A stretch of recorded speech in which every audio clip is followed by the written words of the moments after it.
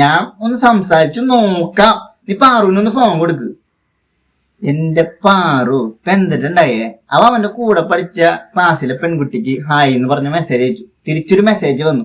തിരിച്ചു സുഖാണോ എന്ന് ചോദിക്കണേക്കാൾ മുമ്പ് നീ ആ ചാറ്റി പിടിച്ചില്ലേ? നീ അപ്പൊ എന്റെ കാര്യമൊക്കെ ഒന്ന് ആലോചിക്കേ. ഞാനിവിടെ ധന്യ അറിയാണ്ട് എത്രയോ പെമ്പിളേർക്കാ മെസ്സേജ് അയക്കണേ. ഇതൊക്കെ ധന്യക്ക് കണ്ടുപിടിക്കാൻ പറ്റണ്ട. അതും പോരാഞ്ഞിട്ട് എന്റെ പഴയ കാമുകിനെ ഞാനിപ്പൊ കാണാറ് വരെയുണ്ട്. ഇതൊന്നും ധന്യക്കറിയില്ല. അതൊക്കെ വെച്ച് നോക്കുമ്പോ രാഹുൽ തനി തങ്കാണ്.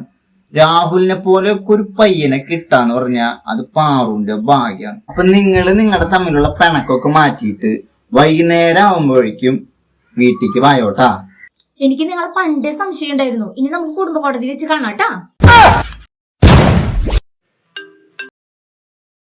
വിഷ്ണേട്ടാ, പാറുവിന്റെ പിണക്കം മാറിയിട്ടാ.